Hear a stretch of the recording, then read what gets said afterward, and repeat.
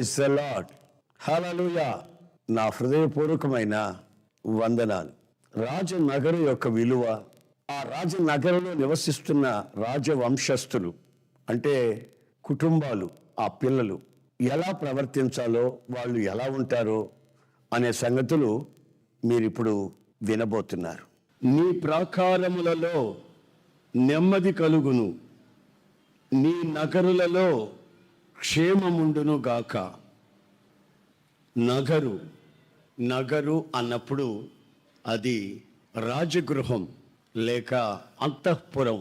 ఇంగ్లీష్లో వ్రాయబడి ఉంది ప్యాలెస్, కింగ్స్ ప్యాలెస్ అని రాయబడి ఉంది. ఈ రాజగృహంలో క్షేమం, ఆ చుట్టూ ప్రాకారం ఉంటే ఆ ప్రాకారం లోపల సమాధానం, నెమ్మది ఉంటుంది అని ఈ వాక్యం హెచ్చరిస్తూ ఉంది. నా ప్రియమైన సహోదరులారా, మన వ్యక్తిగత జీవితానికి ఈ రాజనగరుని మనం సాదృశ్యంగా తీసుకోవచ్చు. అలాగే దేవుని నమ్ముకున్నటువంటి కుటుంబం అది ఒక రాజనగరు వలె. అలాగే దేవునిని ఆరాధిస్తున్నటువంటి దేవుని సంఘం ఇది కూడా ఒక రాజనగరు వలె. అంటే వ్యక్తిగతంగాను, కుటుంబ సమేతంగాను, సంఘ సమేతంగాను రాజనగర్కు పోల్చి ఇక్కడ వ్రాయబడి ఉన్నట్లు నేను గమనించాను. ఈ రాజనగర్లో క్షేమం, సుఖం, నెమ్మది, విశ్రాంతి, ఆరోగ్యం ఇవన్నీ కూడా మేళవించి ఉంటాయి. అక్కడ దరిద్రత ఉండదు, సమస్తము సమృద్ధిగా ఉంటాయి. ఎందుకంటే అది రాజనగరు, రాజు నివసించే స్థలం. మనం ఆరాధించే దేవుడు ప్రభువైన యేసుక్రీస్తు రాజులకు రాజు. ఆయన నివసించే స్థలం మన హృదయం. గనుక మన హృదయం లేక మన వ్యక్తిగత జీవితం అది రాజనగరు లాంటిది. ఆయన మనతో ఉన్నంత వరకు ఈ రాజనగరంలో ఏమేమి ఉంటాయి, ఆ రాజనగరంలో ఉండవలసిన అనుభవాలు ఎలా ఉండాలి అనే సంగతులు మనం గమనించాలి. ఒకసారి షేబా దేశపు రాణి సొలొమోను కట్టినటువంటి ఆ నగరం గురించి కొన్ని విషయాలు విన్నది, చూడాలని వచ్చింది. ఎందుకు చూడాలని వచ్చిందంటే ఆ రాజుని తన వలలో వేసుకోవాలని వచ్చింది. ఆ రాజుకి ఏదో మోసం చేయాలని వచ్చింది. కానీ ఆ రాజనగర్లోకి వచ్చిన తర్వాత రాజనగర్లో ఉన్న పద్ధతులు, అక్కడున్న వస్తువులు, అక్కడున్న సర్వ సమృద్ధి, అక్కడ చిత్రించబడినటువంటి చిత్రకారుని పనులు ఇవన్నీ ఒక్కసారి చూసిన తరువాత ఆమె విస్మయము చెందింది, ఆశ్చర్యపోయింది. ఇక మోసం చేయాలని, దగా చేయాలని వచ్చిన మనిషి సొలొమోను ఆరాధిస్తున్న దేవునిని ఆరాధించటం ప్రారంభించింది, స్తుతులు చెల్లించటం ప్రారంభించింది, ఆ దేవుని ఘనపరచటం ప్రారంభించింది. ఎందుకో తెలుసా? ఆ నగరంలో ఉన్నటువంటి పద్ధతులు, ఆ నగరంలో ఉన్నటువంటి వస్తువులు చూసినప్పుడు ఆమె మనస్సు మార్చబడింది. మరెన్నడూ ఆమె ఈ సొలొమోను రాజుని విసిగించేదానికి ప్రయత్నించలేదు. కారణం ఆ నగరంలో ఉన్నటువంటి ఆనందం. ఆమె అంటది చివరిలో, ఈ నగరం గురించి, నీవు కట్టిన దేవుని మందిరాన్ని గురించి నేను కొన్ని విషయాలే విన్నాను, కానీ ఇక్కడికి వచ్చి చూస్తే నేను విన్న వాటి కంటే కూడా 100 ఎక్కువగా కళ్ళతో చూశాను. ఆ క్రమశిక్షణ, అక్కడ ఉన్నటువంటి ప్రజలు మాట్లాడుతున్నటువంటి ఆ మాట విధానం, ఆ వే ఆఫ్ టాకింగ్, స్తుతించటం, ఆరాధన జరగడం, వాళ్ళలో ఉన్నటువంటి ప్రశాంతత, ఇవన్నీ చూస్తున్నప్పుడు నేను ఆశ్చర్యపోయాను అంటుంది ఈ షేబా దేశపు రాణి. నేను కొన్ని రాజనగరంలో ఉన్న అనుభవాల్ని మీతో పంచుకుంటాను. గమనించండి. దంతముతో కట్టిన నగరు. మనం గమనించాల్సిన విషయం ఏంటంటే అక్కడ దంతముతో కట్టిన నగరు, సిమెంట్తో కట్టిన నగరు కాదు, సున్నంతో కట్టిన నగరు కాదది, చెక్కబడిన రాళ్లతో కట్టినటువంటి నగరు కాదది, దంతములతో కట్టిన నగరు, రాజనగరు, ప్యాలెస్. అంటే మనం ఈ వాక్యం ద్వారా తెలుసుకోవాల్సిన విషయం ఏంటంటే, మనం రాజనగరమే అయితే, మనం రాజుకి అంతఃపురమే అయితే, మనం ఎలా ఉండాలంటే దంతముతో కట్టబడిన రాజు నగరం వలె ఉండాలి. దంతం అంటే చాలా విలువైంది. ఆమేన్, ప్రైజ్ ది లార్డ్. ఏనుగు సచ్చినా బ్రతికినా ఒకే విలువ అని అంటారు. చచ్చిన 1000 రూపాయలే, బతికిన 1000 రూపాయలు అనేవాళ్ళు మేము చిన్నప్పుడు. ఇప్పుడు ఎంతో నాకు తెలియదు మరి. ఎందుకంటే దానిలో ఉన్నటువంటి దంతాలు అంత విలువైనది, అమూల్యమైనవి, ప్రాముఖ్యమైనవి. బ్రతిమలాడి అమ్ముకోవాల్సిన అక్కర్లేదు. వాటి కొరకు వెతికి వచ్చి కొనేవాళ్ళు ఉన్నారు. కారణం అవి విలువైనవి. ఈ విలువ అనే మాట మనం గమనించినప్పుడు నాకు ప్రభు చూపించిన ఆలోచన ఏమిటంటే, యేసుక్రీస్తు రక్తము కంటే విలువైంది ప్రపంచంలో మరొకటి లేదు. ఆమేన్, హల్లెలూయా, హల్లెలూయా. యేసు రక్తం పవిత్రమైనది, పరిశుద్ధమైనది గనుక ఆ రక్తములో ఉన్న విలువ ప్రపంచం మరి దేనికి ఇవ్వలేం. ఆ అమూల్యమైన, ఆ విలువైన, ఆ పరిశుద్ధమైన, ఆ నిష్కపటమైన ఆ రక్తము చేత మనల్ని కొని, మనల్ని శుద్ధీకరించి, మనలను విలువైన రాజనగరుగా ఆయన మలిచాడు. దేవునికి స్తోత్రం. ఇక్కడ ఉన్న వాళ్ళలో ఎవరైనా ఇంకా యేసు రక్తం చేత కడగబడకపోతే నీ బ్రతుకు విలువలేని బ్రతుకు అనే సంగతి వాస్తవం. ఒక మనిషిని కాల్చిన తర్వాత ఎముకల్లో ఉన్న కాల్షియం, ఎముకలలో ఉన్నటువంటి ఆ సున్నాన్ని తీసి అమ్మితేనట 4.5 రూపాయలు వస్తుందంట. మనిషి చచ్చిన తర్వాత మనిషిలో ఉన్న విలువైనది ఆ సున్నం, కాల్షియం. దాన్ని అమ్మితే 4.5 రూపాయలు వస్తాయి, అంతకు మించి ఏమి రావు. మనిషి బ్రతుకు అంతేను. అయితే పగ, ద్వేషం, కలహాలు, ఇది నాది అది నాది, నేనంటూ ఏమనుకున్నావు, నా కులం ఏమిటి, నా గోత్రం ఏమిటి అని మనిషి విర్రవీగుతాడు. తన వ్యక్తిత్వంలోని విలువ తనకు అర్థమైతే తను మౌనంగా దేవుని సన్నిధిలో పురుగులాగా తాను తగ్గించుకుంటాడు అంటాడు దేవుని వాక్యంలో ఉన్న ఒక పరిశుద్ధమైన వ్యక్తి. గనుక మీ జీవితంలో మీకు ఎంత విలువ అంటే 4.5 రూపాయలు విలువ. కానీ యేసు రక్తం చేత కడగబడ్డారంటే మీరు దంతములతో చేయబడిన రాజనగరుగా మార్చబడతారు. అక్కడ ఎవరుంటారు? మన ప్రభు అయిన యేసుక్రీస్తు ఉంటాడు. ఆయన రక్తము చేత కడిగి శుద్ధి చేసి నిన్ను పవిత్రపరిచి విలువైన మనిషిగా మార్చి ఆయన సన్నిధిని నీ గుండెల్లో నిలిపి ఆయన నీలో ఆనందిస్తూ ఉంటాడు.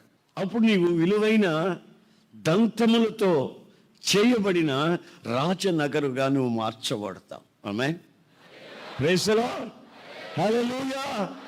దైవజనుడు పౌలు అంటాడు, వాడబారుని కిరీటం మనకు ప్రభు అనుగ్రహించున్నాడు. Praise the Lord. అక్షయ కిరీటము కొరకు మనం పరిగెత్తుతున్నాం. మనము దేవుని రాజ్య సంబంధం, మనము దంతముల చేత, విలువైన వాటి చేత కట్టబడిన వాళ్ళం. చెత్తతో, కొయ్యకాలతో కట్టబడుతున్న సంఘము కాదు, జీవితం కాదు ఇది. ఇది విలువైన అమూల్యమైన రాళ్లతో, వైఢూర్యంతో, కెంపు గోమేధికాలతో కట్టబడినటువంటి విలువైనటువంటి అనుభవాలతో కట్టబడినటువంటి దేవుని నగరం. నీ వ్యక్తిగత జీవితం, నీ కుటుంబం కూడా. నా జీవితం సరే అలాగుందనుకున్నాం, మరి నా కుటుంబం కూడానా అని మీరు ఒక ఆలోచనలో పడవచ్చు. విశ్వాసుల యొక్క పిల్లలు రాజనగరుగా తీర్చిదిద్దబడినటువంటి కుటుంబస్తులు వాళ్ళ పిల్లల గురించి చెప్తున్నారు ఇక్కడ. నా పిల్లలు ఎలా ఉన్నారు చెప్పండి? ఎదిగిన మొక్కల వలె, నా కుమారుడు ఎదిగిన మొక్క వలె ఉన్నాడు. లేత మొక్క అనుకో, ఎండొచ్చిన వెంటనే అది వాడిపోద్ది, లేకపోతే అలుగుతుంది. నిలబడే ధైర్యం లేకుండా ఉండరు. నా పిల్లలు ఏ పరిస్థితినైనా ఎదుర్కొనేటట్లు నా పిల్లలు రాజనగర్ దగ్గర ఎదిగిన మొక్కలై ఉంటారు. ఆమేన్. ఇంట్లోకి వెళ్ళి చూస్తే తన కుమార్తెలు ఎలా ఉన్నారు? నగరులో, ఈ దంతముల చేత చేయబడిన నగరులో, ఈ రాజభవనములో నా పిల్లలు, నా కుమార్తెలు ఎలాగున్నారు తెలిసిన? చిత్రించబడినటువంటి స్తంభాల వలె ఉన్నారు. ఆమేన్, ఆమేన్, ఆమేన్. ఇప్పుడు మన మందిరంలో మీకు 2 స్తంభాలు కనిపిస్తున్నాయి చూడండి. ఈ 2 స్తంభాల మీదనే ఈ మందిరం బరువంతా మోపబడి ఉంది. ఆమేన్. నా కుమార్తెలు ఎలా ఉన్నారు? నాకు నగరంలోని స్తంభం వలె ఉన్నారు. అంటే ప్రతి భారాన్ని మోస్తున్నారు. విచ్చలవిడిగా తిరగదు ఈ స్తంభం. తిరుగుతుందా? ఏమండి, షికారుగా తిరిగి వస్తుందా? అందరిని కలుసుకొని చూసుకొని పలకరించి వద్దామని అవుతుంది ఈ స్తంభం. వెళ్ళిందంటే ఏమవుతుంది మందిరం? నా కుమార్తె, నా కుమార్తెలు, నా కుమారులు ఎలా ఉన్నారు? విచ్చలవిడిగా తిరిగే వాళ్ళు కాదు, బాధ్యత కలిగిన వాళ్ళై, భారం కలిగిన వాళ్ళై, తల్లిదండ్రులను సన్మానించే వాళ్ళై, క్రమముగా క్రమశిక్షణగా ఉన్నటువంటి వాళ్ళై నా ఇంట, నా నగరంలో నా పిల్లలు ఉన్నారు. నా ప్రియమైన సహోదరులారా, యేసు రక్తం చేత కడగబడిన మీరు విలువైన దేవుని మందిరాలుగా, దేవుని సన్నిధిగా, దేవుని రాజనగరులుగా ఏర్పాటు చేసిన మీరు మీ పిల్లల్ని ఎలా పెంచుతున్నారు? విచ్చలవిడిగా పెంచుతున్నారా? లేక నీ నగరులో చిత్రించబడినటువంటి చక్కటి బయట కుమారులు ఎదిగిన మొక్కల్లాగా ఉన్నారు. మొక్కలు, వాళ్ళు వృక్షాలు అయిపోలేదు, మొక్కలుగా ఉన్నారు. ఆమేన్. ఇక్కడ స్తంభాలుగా ఉన్నారు. మరి మీరు, మీ పిల్లలు ఎలా ఉన్నారో ఒక్కసారి మీ జీవితాన్ని పరీక్షించుకొని, దేవుని ఆ నగలుగా మీరు మార్చబడి ఉన్నారా? లేక సత్రాల వలె ఉన్నారా? సత్రాలు ఉన్నాయి. ఎవడొస్తాడో ఎవడు పోతాడో, ఏ రాత్రి ఎప్పుడు వస్తాడో ఎప్పుడు పోతాడో. ఏ దరిద్రులంతా సత్రాల్లో కూర్చొని పిచ్చాపాటిగా కంపు కొట్టుకుంటూ, సొట్టలు తాగుతూ, బీడీలు తాగుతూ, గంజాయి తాగుతూ, వాళ్ళ తాగుబోతులై పిచ్చగా మాట్లాడుకుంటూ, తన్నుకుంటూ, కొట్లాడుకుంటుంటారు. వాటిని అంటారు సత్రాలు. ఎవరికి బాధ్యత లేదు. సత్రాన్ని మనం రాత్రి పడుకున్నాం కదా, శుభ్రం చేసిపోదాం అనుకుంటాడు. ఏ సత్రంలో పడుకున్నాడైనా తెల్లారితే వెళ్ళిపోతాడు, రాత్రి అయితే మళ్ళీ సత్రానికి వస్తాడు. తిండి పెడితే తింటాడు, లేకపోతే అట్లా కూర్చొని మనం పండుకుంటాడు తాగి. మీ ఇల్లు రాజనగరంలాగా ఉన్నాయా లేక సత్రంలాగా ఉందా? నేను ఆ మధ్య ఒక ఇంటికి పోయినప్పుడు పిల్లలేరి అంటే ఎక్కడికో వెళ్ళారండి, రాత్రి 11 గంటలప్పుడు ఎక్కడికో వెళ్ళారండి. మరి మీ పాప పరీక్షలు అంటే కదా, పిల్లవాడిని ప్రార్థన చేస్తానంటే పాప సినిమాకు పోయిందండి. ఎవరితో పోయిందంటే వాళ్ళు సొంతగా పోతారండి, సినిమాలు పోయి తిరిగి వస్తుంటారండి. మరి పరీక్షలు అంటే కదా, పరీక్షలేనండి, చదవమని చదవకుండా సినిమాకు పోయిందండి. ఒక ఫ్రెండ్ వస్తే ఫ్రెండ్తో కూడా వెళ్ళిపోయిందండి. మీ పిల్లలు రాజనగరంలో ఉన్నారా లేక సత్రాల చుట్టూ తిరుగుతూ, సినిమాల చుట్టూ తిరుగుతూ, విచ్చలవిడిగా ప్రవర్తిస్తూ, వాళ్ళు ఎప్పుడు వస్తున్నారో ఎప్పుడు పోతున్నారో తెలియని పరిస్థితిగా నీవు నీ పిల్లల్ని పెంచుకుంటున్నావా? అలాగైతే నీ నగరులో క్షేమము ఉండదు, నీ ప్రాకారాల మధ్యలో నెమ్మది ఉండదు. మీరు రాజనగరం యొక్క వైభవాన్ని గురించి విన్నారు కదా, దాని విలువ ఏమిటో మీకు ఇప్పటికే అర్థమై ఉంది అని అనుకుంటాను. రాజనగరంలో ఉన్నటువంటి వాళ్ళు, రాజవంశస్థులు ఎలా ఉంటారు? సమాధానంగాను, నెమ్మదిగాను, సమృద్ధిగాను ఉంటారు. అలా మనం ఎందుకు ఉండకూడదు? మనల్ని దేవుని వాక్యం ఏమంటుందంటే రాజనగరంలో నివసిస్తున్న వాళ్ళు అంటుంది. మరి మన కుటుంబాలను కూడా దేవుని వాక్యం రాజనగరం చుట్టూ ఉన్నటువంటి ఎదిగిన మొక్కలు, కుమారులట. కుమార్తెలేమో ఆ నగరులోని దేవదారు వృక్షము, దేవదారు పలకలతో చిత్రించబడిన స్తంభాల వలె ఉంటారని రాయబడింది. మరి దేవదారు వృక్షాలు, దేవదారు పలకలు లోపలుంటే ఆ సువాసనే వేరుగా ఉంటుంది. వచ్చిన వాళ్ళందరూ చూసి ఆ సువాసన కానివ్వండి, అక్కడ కూర్చున్న పద్ధతులు కానివ్వండి, నడిచిన విధానాలు కానివ్వండి, మాట్లాడుతున్న ఆ పద్ధతులు కానివ్వండి, చూసి ఆశ్చర్యపడ్డారు. అలాగే మన జీవితాలలో కూడా దేవుడు మనల్ని దేనికైతే పోల్చాడో ఆ పోలికలు స్వచ్ఛంగా దేవుడు మనల్ని చూస్తున్న ప్రతి ఒక్కరూ గుర్తించేటట్లు మనం ప్రవర్తించాలి. మరి ఇప్పుడు ఆ దిశగా ప్రార్థన చేసుకుందాం. మీరు కోరుకున్నట్లయితే ప్రభు మీ జీవితాల్ని అలా మలుచుటకు ఆశిస్తున్నాడు. రాజనగరం యొక్క విలువ, ఆ రాజనగరంలో నివసిస్తున్న రాజవంశస్థులు అంటే కుటుంబాలు, ఆ పిల్లలు, వాళ్ళు ఎలా ప్రవర్తించాలో, వాళ్ళు ఎలా ఉంటారో అనే సంగతులు విన్నారు. ఈరోజు రాజనగరంలో ఉన్నటువంటి సాక్షి జీవితం ఎలా పరిమళించాలో, వాళ్ళ సాక్షి జీవితాలు ఎలా జయ జీవితాలుగా మారాలో అనే విషయాలు మీరు ఇప్పుడు వినబోతున్నారు. మరొక మాట, ఈ రాజనగరంలో ఉన్నవాళ్ళు ఒకరికి ఒకరు వందనాలు చేసుకుంటారు. ఆ వందనాలలో ఉన్న ఆశీర్వాదాలు ఏమిటో కూడా ఇక వినండి. దేవుని మందిరంలో సొలొమోను చందనపు మ్రాణుల చేత, బాగా గమనించాలి, చందనపు మ్రాణుల చేత స్తంభాలని అలంకరించి చందనపు మ్రాణులతోనే వాయిద్యములు తయారు చేపించాడట. ఆమేన్, ఆమేన్. అందుకే ఆ షేబా దేశపు రాణి ఆ నగరంలో ప్రవేశించగానే ఆమెకి పరిమళ వాసనలు వచ్చాయి, మంచి వాసనలు వచ్చాయి. అక్కడ వాయిద్యాలు, సితార్లు మీటుతూ ఉంటే, తంబురులు వాయిస్తూ ఉంటే అదో రకమైనటువంటి సువాసనలు దేవుని ఆలయం అంతా, దేవుని నగరంతా, రాజగృహం అంతా సువాసనలు పరిమళిస్తూ ఉన్నాయి. ఆ పరిమళాలలో ఆమెకి మతిపోయినట్టు అయిపోయింది. మోసం చేయాలని వచ్చిన మనిషి, వంచాలని వచ్చిన మనిషికి మతిపోయింది. కారణం ఏంటంటే అక్కడ సువాసనలు. దేవునికి స్తోత్రం, హల్లెలూయా. నీ ఇంట్లో ఈ ఆరాధన ఉండాలి, ఆమేన్. నీ గుండెలో ఈ ఆరాధన ఉండాలి, హల్లెలూయా. నీ సంఘములో ఈ ఆరాధన ఉండాలి. ఈ ఆరాధన జరుగుతున్న ప్రతి చోట దేవుని మందిరం, దేవుని రాజాదిరాజు నగరం యొక్క ఆ సువాసనలు పరిమళించాలి. అలా కాకుండా నిద్రముఖాలు వేసుకొని ఉస్తూరుమంట కూర్చొని ప్రార్థనలో ముందుకి వెనక్కి ఊగుతా, ఆవిలింపులు, నిద్రమత్తు, అశ్రద్ధ, దేవుని సన్నిధిలో ఆరాధన చేయకుండా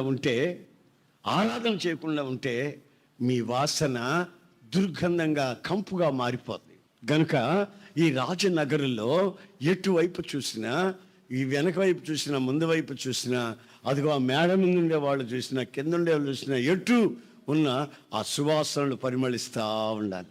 అప్పుడు మీరు రాజనగరుగా, విలువైన మనుషులుగా మార్చబడితే మీ నగరులో క్షేమం, ఆమేన్.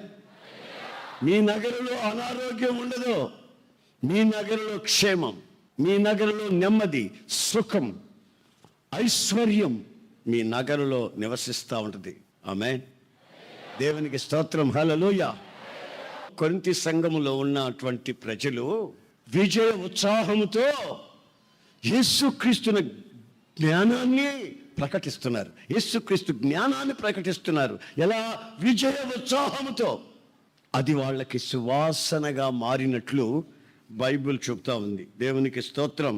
దానిని అంటారు సాక్షి జీవితం. మీ సాక్ష్యం, పలానా వ్యక్తిని గురించి నేను చెప్తే అతను అండి, అబ్బా, అతని పద్ధతి, అతని మాటలు, అతని వినయము, ఆహా, ఎంత ఆనందంగా ఉంటుందండి. ఒక ఆమె సాక్ష్యం చెప్తా ఉందా, ఇక్కడ వాళ్ళ ఊర్లో వాళ్ళందరూ సాక్షి చెప్తుంది అని ఎగతాళి చేస్తున్నారు. ఏమైందమ్మా అంటే, దానికి సాక్షి ఎక్కడదండి, అందరికంటే ముందు లేస్తుంది. ఆ ఊళ్ళో వాళ్ళు నవ్వుతున్నారు. నిన్న కాక మొన్న భర్తను కొట్టిందండి, మళ్ళీ అది వచ్చి ఇక్కడ సాక్ష్యం చెప్తుందండి. దాని బతుకు కంపు, దానికి సాక్ష్యం లేదు అని వాళ్ళ ఊళ్ళో వాళ్ళు చెప్తున్నారు. ఒకప్పుడు బాగా ప్రార్థన చేసేదండి, ఆమె ద్వారానే మేము వచ్చేవాళ్ళమి, అప్పుడు ఆమె సాక్ష్యం మా ఊరంతా పరిమళించిందండి. కానీ ఇప్పుడు సాక్ష్యం పోగొట్టుకుంది, కోడల్ని ఏపుకు తిన్నది, మరలా ఇంకో దాన్ని తీసుకొని వచ్చి చేసింది. ఆ ఇంకొకటి తీసుకొని వచ్చి చేసింది అందే, ఆ ఇంకొకటి భర్తను వదిలిపెట్టి వచ్చింది, కొడుకు చేసింది. దాని బ్రతుకు కంపు, దాని సాక్ష్యం కంపు. యేసుక్రీస్తుని గూర్చిన జ్ఞానం, యేసుక్రీస్తుని నీవు ఎలా తెలుసుకున్నావో, ఎంత ఎరిగావో, ఎంత గుర్తించావో, ఆ జ్ఞానం నీలో ఎంత పరిమళించిందో, ఆ సువాసన నీ వ్యక్తిగత జీవితాన్ని విజయ ఉత్సాహముతో నడిపిస్తుంది. దేవునికి స్తోత్రం. హల్లెలూయా, హల్లెలూయా. ప్రతి విషయములో, ప్రతి చోట విజయాన్ని సాధిస్తూ ఒక ఉత్సాహం నీ జీవితంలో కల్పిస్తూ అనేకులకి నీ బ్రతుకు సువాసనగా మార్చబడుతుందని దేవుని వాక్యం హెచ్చరిస్తుంది. ఒక వ్యక్తికి దేవుని భయం ఉన్నట్లయితే అతనికి అది దేవునికి ఇంపైన వాసనగా మార్చబడిపోద్ది. ఆమేన్. ఏం వాసన అండి? ఇప్పుడు చెప్పండి, ఏం వాసన? ఇంపైన వాసన. ఈ రోజున మీరు మనోహరమైనటువంటి సువాసన కలిగి రాజనగర్లో చందనపు వాసన, సిరిగంధపు వాసన, గంధపు చెక్క, ఆమేన్, హల్లెలూయా, హల్లెలూయా, జటామాంసి, ఆ సువాసనలు పరిమళిస్తున్నటువంటి ఆ కానుకలు, దేవునికి భయం, దేవుని జ్ఞానం ప్రకటించే వ్యక్తులుగా ఆ నగరంలో మీరు ఉన్నారా? లేక మీరు మీ అంతటా కంపు కొట్టుకుంటూ అనేకులకి కంపుగా మారారా? ఒక్కొక్కడు ఇంటికి వచ్చాడు అనుకోండి, ఆ పక్కింటి వాళ్ళందరికీ భయం. ఇదిగో వాడు వచ్చినట్టున్నాడా, తలుపులే. కారణం ఏంటంటే తాగి ఉన్నాడు. వాడు ఏ తలుపు కొట్టేదో వాడికి తెలియదు. ఈ తలుపు కొడతాడు, ఆ తలుపు కొడతాడు. వాడు భార్య ఎవడో, వాడి చెల్లి ఎవడో వాడికి తెలియదు. గబుక్క నుంచి ఈ తలుపు కొడతాడేమో. తలుపులే, గడిపెట్టో. దుర్మార్గుడు వచ్చాడు. ఆ పేట అంతా అల్లకల్లాలు. నాకు తెలిసిన ఒక వ్యక్తి ఉన్నాడు. ఆ వీధిలో ఎవరు వేసవకాలం కూడా పడుకోరు మంచాలేసి. ఎంత వేసవైన లోపలే పండుకుంటారు కానీ బయట పండుకోరు. కారణం ఏంటంటే ఆడున్నాడు బాజీబాయ్, సాయిబులబ్బాయి. బాజీబాయ్ ఉన్నాడు. ఆడు దాగాడంటే ఊర్లో మొత్తాన్ని అల్లకల్లోలం చేస్తాడు. దేవుడి దయ వల్ల అతన్ని దేవుడు పట్టుకున్నాడు. ఆమేన్. నాకు శిష్యుడయ్యాడు. హల్లెలూయా. వాళ్ళ ఊర్లో మీటింగ్ పెడితే వాళ్ళ ప్రెసిడెంట్ వచ్చి నన్ను అడిగాడు. సర్పంచ్ వచ్చి అడిగాడు నన్ను, ఏమన్నా ఈ నెట మార్చావు అన్నాడు. నేను కదండి, యేసుప్రభు మార్చాడని. అయ్యా మా ఊళ్ళో వచ్చి అప్పుడప్పుడు ప్రార్థన చెప్పయ్యా, ఇట్లా దుర్మార్గులు ఇంకిద్దరు ఉన్నారు, వాళ్ళు కూడా మారిపోతారు అంటాడు సర్పంచ్. ఆమేన్, ప్రైజ్ ది లార్డ్. వాడు అల్లకల్లోలం చేయని రోజు లేదు, భార్యని కొట్టని రోజు లేదు. ఆ టైలర్ అనమాట, బట్టలు కుడతాడు. మిషన్లు 6 మిషన్లు 7 మిషన్లు అమ్మాడు. భార్య తెస్తా ఉంటుంది ఇంట్లో నుంచి, ఈడు అమ్ముతూ ఉంటాడు. ఆఖరికి ఆడు బతుకు ఎక్కడికి వచ్చిందో తెలుసా? కత్తిరి కూడా అమ్ముకున్నాడు. కత్తిరి అమ్ముకున్న తర్వాత టేపు లేదు, టేపు కొలతలు కొలుస్తాడు, ఆదులు కొలుస్తాడే. ఆ టేపు తీసుకెళ్ళి, అమ్మా ఈ టేపుకి ఎంత వస్తే అంత పొయ్యమన్నాడంట. ఒరే ఈ టేపుకి ఏమి రావుడంటే ఎంత వస్తే అంత పొయ్యే అన్నంట ఆ సారాయి అమ్ముకునే మనిషిని. ఆ మనిషి నాకు చెప్తుంది, వీడికి ఎంత సిగ్గులేదు, ఎంత వస్తే అంత పొయ్యమంటాడు నన్ను. టేపుకి ఏమి వస్తాయ్యా, కత్తిరికి పోయి పోసానయ్యా. అంత దౌర్భాగ్య స్థితిలోకి వచ్చిన మనిషి మారిపోయాడు. ఇప్పుడు ఆ ఊళ్ళో వాళ్ళంతా మేము యేసుప్రభుని ఎట్లా అమ్ముకున్నామో తెలుసా? ఆ బాజీబాయ్ ద్వారా. ఆమేన్. దేవుని జ్ఞానమును గురించినటువంటి సాక్ష్యం, సువాసన, దేవునికి భయపడే ఇంపైన సువాసన, దేవుని సేవకి కానుకలు ఇచ్చి ఖర్చు పెట్టే ఆ యొక్క మనోహరమైన సువాసన. దేవుని మందిరంలోకి వెళ్ళి చూస్తే ఏది వాయించినా కమ్మటి వాసన వచ్చేస్తుందంట. ప్రార్థన అయిపోయింది, వెళ్ళండి అంటే వెళ్దాంలేండి కాసేపు. అమ్మ ఇక్కడ భోజనాలు గిన్నెలు పెట్టలేదు, ఇప్పుడు మానేశారు, ఇక వెళ్ళండి అమ్మంటే భోజనాల కొరకు కాదులేండి, కాసేపు ఇక్కడే ఉండాలనిపిస్తుంది.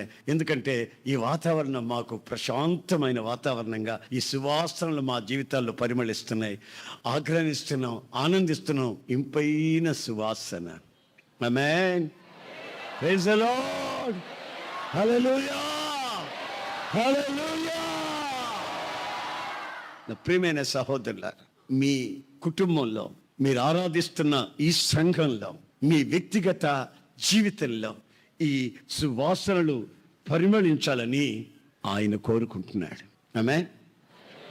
దైవజనుడైన పౌలు రాస్తున్నప్పుడు ఏమంటున్నాడంటే, నాతో ఉన్నవాళ్ళు మీకు వందనాలు చెప్తున్నారు, ఎస్పెషల్లీ ప్రత్యేకంగా కైసరు రాజనగర్లో ఉన్నారే, చక్రవర్తి ప్యాలెస్లో ఉన్నారే, వాళ్ళు మీకు గ్రిట్ చెప్తున్నారు, వందనాలు చెల్లిస్తున్నారు, గ్రీటింగ్స్ చెప్తున్నారు, మీకు వందనాలు చెల్లిస్తున్నారు అన్నాడు. అంటే అర్థం ఏంటంటే రాజనగర్లో ఉన్నవాళ్ళు, దేవుని సేవకునితో ఉన్నవాళ్ళు ఇతరులకు ఏం చేస్తున్నారంటే వందనాలు చెప్తున్నారట. ఇతరుల్ని పలకరించి వందనాలండి, స్తోత్రాలండి, బాగున్నారా అని పలకరిస్తూ వాళ్ళకి సుస్వాగతం పలుకుతూ వాళ్ళని గ్రిట్ చేస్తున్నారు. ఆమేన్. వాళ్ళ జీవితంలో ఉన్నటువంటి శుభాన్ని అందరికీ పంచుతున్నారు. ఎవరు వాళ్ళు? కైసరు చక్రవర్తి ఇంట్లో ఉన్నారే, వాళ్ళు మీకు వందనాలు చెప్తున్నారు అని పౌలు రాస్తున్నారు. ఇప్పుడు మీరు రాజనగరంలో ఉన్నవాళ్లే అయితే, నీ ఇల్లే ఒక రాజనగరం అయితే, నీ సంఘము రాజనగరము లాంటిది అయితే, ఒకరినొకరు చూసుకొని ఏం చెప్పుకుంటారు?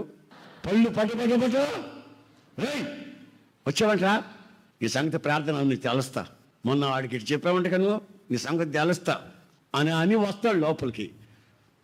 ప్రార్థన అయిన తర్వాత సంగతి తేలుస్తాడేమో అని ఓడంతులో ఒకటి వెళ్ళిపోతాడు. ఒకరినొకరు కలుసుకున్నప్పుడు, ఒకరినొకరు పలకరించుకునేటప్పుడు ఎలా పలకరించుకోవాలి నేను చెప్పనా? మరియా ఎలిజబెత్ ఆంటీని కలవాలని ఆ ఎత్తైన ప్రాంతం, కొండ ప్రాంతానికి ఆ ఊరికి వెళ్ళింది. వెళ్ళక ముందే ఎలిజబెత్ని చూసి అమ్మా వందనాలమ్మా అని వందనాలు చెప్పింది. ఆమెకి వందనాలు చెప్పిన వెంటనే కడుపు, ఆంటీ నీకేమైంది, ఆంటీ నీకేమైంది? నాకేమైందంటే కడుపులో పిల్లాడు ఎగరుతున్నాడా, ప్రైజ్లో కడుపులో పిల్లాడు ఎగరుతున్నాడా. ఎందుకంటే నువ్వు వందనం చెప్పావు చూడు, ఆడు కూడా విన్నాడు. అవే కడుపులో ఉన్న పిండం ఎగురుతుందండి. ఒక సహోదరికి వందనం చెప్పిన వెంటనే అంతరంగం ఉందే, అంతరంగం గంతులు వేస్తుంది. కొందరు ఒకరికొకరు వందనాలు చెప్పినప్పుడు కొందరికి కడుపులో పిండం ఎగరడం కాదు కదా, కడుపులో మంట చెలరేగుతుంది. పనికి మాలింది వందనం అంటుంది, మళ్ళీ చేసే పనులన్నీ చేసింది, మళ్ళీ ఏమి ఎరగనట్టుగా వందనం అంటుంది. దీని మోహం చూడు, దీని మోహం వందనం అంటాం. వందనం చెప్పినా వాళ్ళ కడుపులు మండుతున్నాయే కానీ వాళ్ళ కడుపులో ఉన్న వాళ్ళ అంతరంగము ఆనందించట్లేదు. కారణం ఏంటంటే నీవు రాజనగర్లో లేవు. ఒకరికి ఒకరు వందనాలు చెప్పుకునేటప్పుడు ఎలిజబెత్ గర్భంలో ఉన్న పిండం సంతోషించి ఆనందించింది. అంతలోనే పరిశుద్ధాత్మ నింపుదల వచ్చింది. అంతలోనే పరిశుద్ధాత్మ నింపుదల తరువాత ప్రవచనం ప్రారంభమైంది. ఆమేన్, హల్లెలూయా, హల్లెలూయా. వందన వచనము వినగానే, ఒకరికొకరు వందన వచనం వినగానే 3 కార్యాలు ఒకేసారి సంభవించినట్లుగా బైబిల్ చెప్తుంది. మరి మీరు ఒకరికొకరు వందనమైన స్తోత్రమైన చెప్పుకోగలుగుతున్నారా? ముఖాముఖిగా ముఖాన్ని చూసి నేల చూపులు చూస్తూ తిరుగుతున్నారా? నేల వైపు చూసి అనో స్తోత్రమనో వందనాలను అంటాడు, కింద చూస్తా, కింద ఉన్నాడు అన్న ఇదిగా నీకే చెప్పేది వందనలో. ఎక్కడుంది నీ భర్త భార్య కానీ, భార్య భర్త కానీ, తల్లిదండ్రులకి పిల్లలు కానీ, పిల్లలకి తల్లిదండ్రులు కానీ, సంఘానికి దైవజనులు కానీ, దైవజనులకి సంఘం కానీ ఒకరినొకరు వందనాలు చెప్పుకునేటప్పుడు ముఖాముఖిగా చూసి వందనం చెప్పుకునే పరిస్థితిలో నీవు ఆ రాజనగరంలో ఉండాలి. ఆమేన్, హల్లెలూయా. నేను వెంటనే పరిశుద్ధాత్మ నింపుదల. అంతేకాదు, నీ నోట ప్రవచనం, దీవెనలు. ఆమేన్, నీ నోట దీవెనలు. హల్లెలూయా. నీవు ధన్యురాలివి. హల్లెలూయా. నీవు ధన్యుడివి. హల్లెలూయా. నీ కష్టాలు తీరిపోతాయి. హల్లెలూయా. నీ బాధలు తొలగిపోతాయి. హల్లెలూయా. ఈ అనారోగ్యం నీకు ఉండదు. వెంటనే ప్రభువు నిన్ను ముట్టి బాగు చేస్తాడు. వందన వచనములో నుంచి పుడుతున్నటువంటి ఆధ్యాత్మికమైనటువంటి వాగ్దానాలు, ప్రవచనాలు నీ జీవితంలోంచి నెరవేర్చబడతాయి. అది నీకు అవసరమనే సంగతి వాస్తవం. కనుక నీ నగరంలో క్షేమం. ఆమేన్. నీ నగరంలో క్షేమం, నీ ప్రాకారాలలో నెమ్మది. ఈ రోజున నీ కుటుంబం కన్నీళ్ల మధ్యలో, నీ కుటుంబంలో రోగాల ప్రజలు, రోగాలతో కృంగిపోతున్న ప్రజలు, నీ కుటుంబంలో ఆర్థిక దరిద్రత, నీ వ్యాపారంలో